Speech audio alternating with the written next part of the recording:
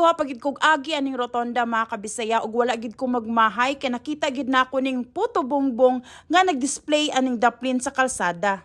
Pagpilang puto bongbong kuya? 100 ang sir, ma'am. 5 ka po. 5 ka buo. Dugay naman nag-display din he. Pag November 5, Patay mo ga display dire. 9 9 sa a.m. morning, taman 10 p.m. 10 p.m. Oh. So muna na mo na nga luto kuya. Oh, Diba?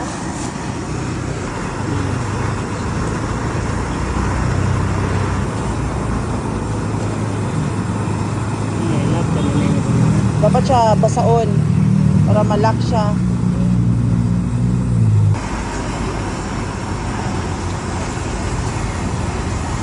Mga pila na siya ka-minutes ya.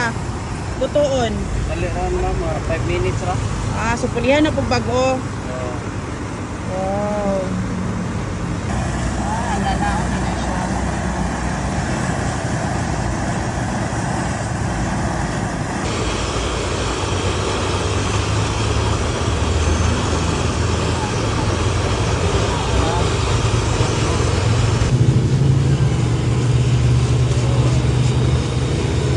Sabi ka punta sa cheese. Condensed.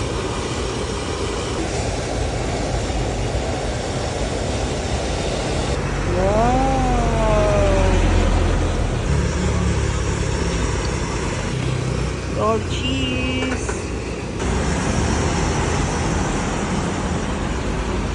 Mangaon kita o puto bongbong. Nakita na ko diri sa may rotonda dapit. So naras na diri daplin sa dalan mga kabisaya. Grabe kadaghan no. Grabe ka overloaded sa cheese. This is 100 pesos dayon.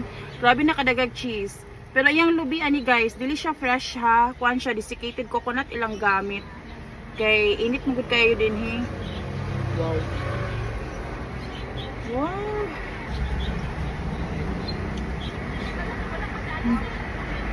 Mm.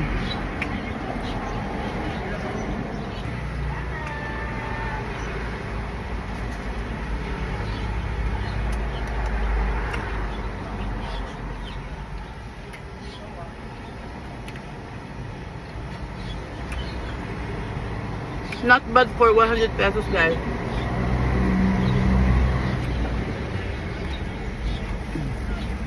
Mas namigrin ta siya kung fresh coconut ilang gigamit. Pero okay na gyapon for 100 pesos. For 100 pesos, 5 na kaputo bongbong overloaded sa cheese o condensed milk mga kabisaya. Grabe na gid ka worth it. So ali na mo diri guys, hapit na mo dinhi. Diri ninyo sila makita sa may dalan padulong rotonda mga kabisaya ug naragis la daplin sa kalsada.